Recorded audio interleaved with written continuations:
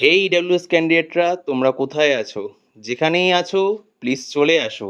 West বেঙ্গলের সব কাউন্সিলিংয়ে EWS এর কাট অফ এত মারাত্মক কমে যাচ্ছে, আমার কাট অফ বানাতে গিয়ে নিজেই বিস্ময়ের অবকাশ থাকছে না। ঠিক আছে, এমবিবিএস বিডিএস কাউন্সিলিংয়ে দেখলাম যে প্রচুর ইডাব্লিউএস ক্যান্ডিডেট নতুন অ্যাড হয়েছে। আশা করছি সেকেন্ড রাউন্ডের আয়ুষ কাউন্সিলিংও কিন্তু নতুন অ্যাড হবে। ঠিক আছে, আজকে আমরা এই ভিডিওতে ডিএনদে হোমিওপ্যাথি মেডিকেল কলেজ অ্যান্ড হসপিটালে কী কাট অফ আছে সেটা নিয়ে ডিসকাস করব। বাট প্রথমে এই সম্ভাষণের মূল কারণ একটাই, ইডাব্লিউএস এর মারাত্মক কাট অফের ঘাটতি। ঠিক আছে, মানে মাঝে মাঝে আমার এটা মনে হচ্ছে যে অন্যান্য ক্যাটাগরির স্টুডেন্টরা ভাবছে যে আমরা ইডাব্লিউএস কেন হলাম না, কেন হলাম না। ঠিক আছে, নমস্কার বন্ধুরা, বেঙ্গল আয়ুর্বেদ চ্যানেলে তোমাদের সকলকে অনেক অনেক স্বাগত। আমি Prantik Guha, Xavier state Ayurvedic medical college and হসপিটালে ফাইনাল ইয়ারের ছাত্র। সো আমরা অলরেডি যোগাশ্রী, জেবি রয় এবং দ্য ক্যালকাটা হোমিওপ্যাথির কী কাট অফ গেছে সেগুলো আমরা অলরেডি ডিসকাস করে নিয়েছি। আর তোমরা সেখানে দেখেছো যে ইডাব্লিউএস এর কাট অফে কিন্তু ঘাটতি গেছে, বাট স্টিল সেটার থেকে এসসির কাট অফটা কমই থাকতো। এটা জেনারেল ট্রেন্ড আর এটা কিন্তু বজায় ছিল। যোগাশ্রীর ক্ষেত্রে বলছি না, বাট জেবি রয় আর ক্যালকাটা হোমিওপ্যাথি এক্ষেত্রে বজায় ছিল। ডিএনদে থেকে সেটা শুরু হয়েছে যে ইডাব্লিউএস এর কাট অফ মাত্র ঘাটতি, এসসির থেকেও কম। ঠিক আছে, লিটারালি বলছি এসসির থেকেও কম এরকম বাজে অবস্থা ইডাব্লিউএস এর আমি দেখিনি। আগের বছর এমবিবিএস বিডিএস কাউন্সিলিং ইডাব্লিউএস এর কাট অফ কম ছিল, আয়ুষে ইডাব্লিউএস এর কাট অফ কম ছিল, বাট এতটাও কম ছিল না যেটা এবছর আমি দেখছি। নিজে শকড হয়ে যাচ্ছি কীভাবে এটা পসিবল।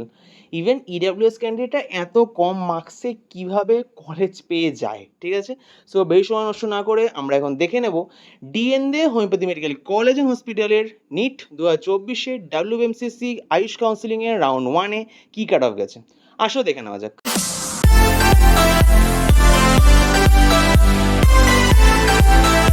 সো ইডাব্লিউএস এর কাট অফ দিয়েই আমরা শুরু করছি, তারপরে দেখবো অন্য কিছু। ঠিক আছে, ইডাব্লিউএস এর কাট অফ হচ্ছে হলো 4,35,012, আর মার্কস কত গেছে 370। মানা যায় এগুলো? ইডাব্লিউএস এর কাট অফ এতটা কম, স্পেশালি যখন নিটে এবছর এত হাই কাট অফ প্রেডিক্ট করা হচ্ছিল, এত কিছু হবে। আমি কিন্তু একটা কথা তোমাদেরকে খুব বেশি বলেছি, যদি তোমরা আমার প্রিভিয়াস ভিডিও দেখে থাকো তবে একটা কথা তোমরা খুব দেখবে যে প্রান্তিকটা একটা কথা বলে যে ইডাব্লিউএস নিয়ে আমি কিছু প্রেডিকশন করবো না। কারণ এইটা কীভাবে হয় ভাই, কীভাবে হয়? ঠিক আছে, ইডাব্লিউএস এর কাট অফ ছিল এটা।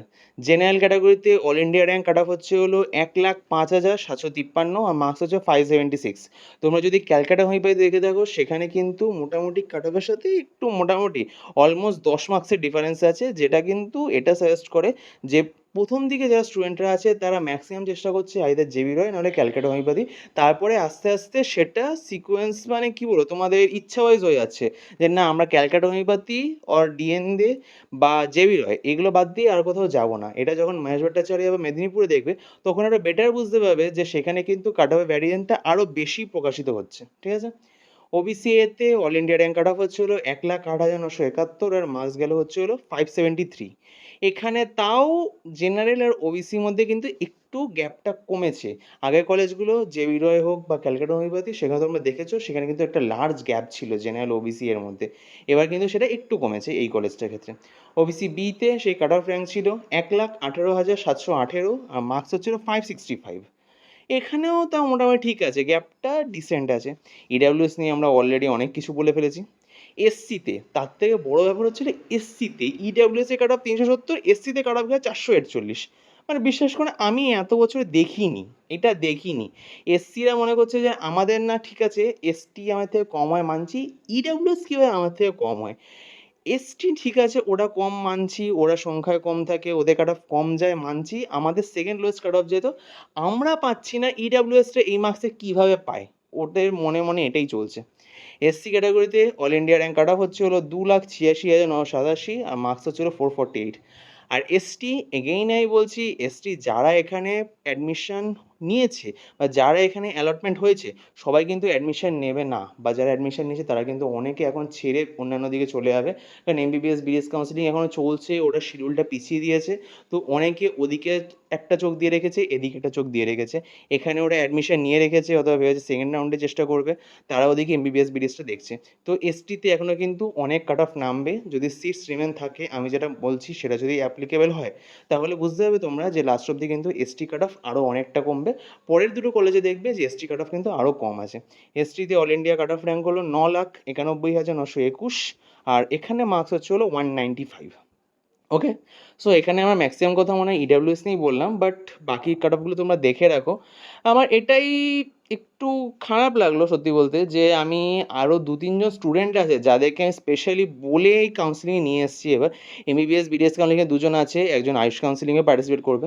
ওরা ইডাব্লিউএস সার্টিফিকেট আছে, ওরা নিটে যখন ফর্ম ফিল আপ করেছিল ওরা ইডাব্লিউএস দিয়েছিল, সব কিছুই আছে, কিন্তু ওরা ওদের মার্কসের জন্য এই কাউন্সিলিংয়ে পার্টিসিপেট করার জন্য একটু সংকোচ বোধ করছিল, যে কি হবে, হবে কি না, জাস্ট টাকাটা চট যাবে এরকম চিন্তাভাবনা করছিল।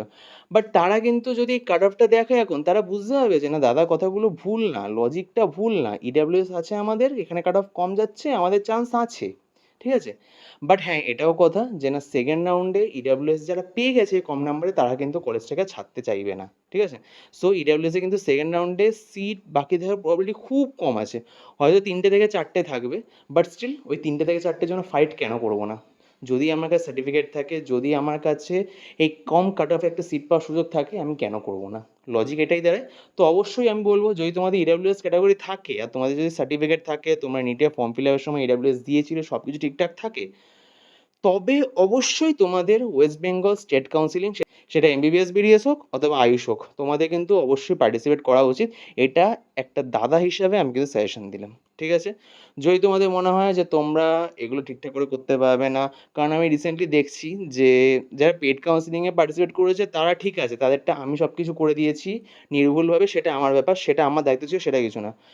এমন আমি প্রচুর দেখছি যে তোমাদের অনেকের ফর্ম ফিল আপে ভুল হচ্ছে, কারণ স্বাভাবিকই যে সাইবার ক্যাফেতে এগুলো করে থাকে সে রেগুলার ফর্ম ফিল আপে অভ্যস্ত, সে ডেলি ফর্ম ফিল আপে আর নিটে কাউন্সিলিংয়ের যে রেজিস্ট্রেশন, দুটোর মধ্যে ডিফারেন্স থাকে, সে সেগুলো ঠিকঠাক করে করতে পারে না। অল ইন্ডিয়া কাউন্সিলিংয়ে দেখলাম অনেকের প্রবলেম হয়েছে, তারা আমাকে এসে বলছে, আমি যতটা পারছি তাতে গাইড করছি, বাট সেটা সম্পূর্ণভাবে সবসময় পসিবল না, প্রত্যেকটা স্টেপে তাদের ধরে ধরে গাইড করা পসিবল না এইভাবে এতজনকে। সো আমি এটাই বলবো, ঠিকঠাকভাবে বুঝে শুনে রেজিস্ট্রেশনটা করবে। যদি তোমাদের মনে হয় যে কিছু সমস্যা হচ্ছে, তোমরা একটু গাইড পেলে ভালো হয়, তবে তোমরা আমার ফোন কাউন্সিলিং নিতে পারো অথবা কমপ্লিট পেড কাউন্সিলিং নিতে পারো। এগুলো প্রাইস নিচের হোয়াটসঅ্যাপ নাম্বার দেওয়া আছে, তোমরা পেড কাউন্সিলিংয়ের জন্য নিচে হোয়াটসঅ্যাপ নাম্বারে আমাকে মেসেজ করো। কলটা এখন কদিন পাবে না, আপাতত কদিন পর থেকে পাবে। আপাতত আমাকে মেসেজ করতে পারো যদি তোমাদের পেড কাউন্সিলিংয়ের দরকার হয়, যদি তোমাদের মনে হয় যে না আমাদের একটা কলেজ দরকার, প্রান্তিকদের গাইডেন্সে আমরা একটা কলেজ নেব। সো আমি তোমাদের অবশ্যই কিন্তু হেল্প করব, তোমাদের মার্কস অনুযায়ী, যাতে তোমাদের কোনো রকম ভুলের কারণে তোমরা ওই কলেজ পাওয়া থেকে বঞ্চিত না হও, সেই দায়িত্বটা আমার থাকবে, ঠিক আছে। সো পেড কাউন্সিলিংয়ের জন্য নিচের নাম্বারে আমাকে কন্ট্যাক্ট করো। যদি ভিডিওটা ভালো লেগে থাকে please like, share and subscribe Bengal Ayurveda. ধন্যবাদ।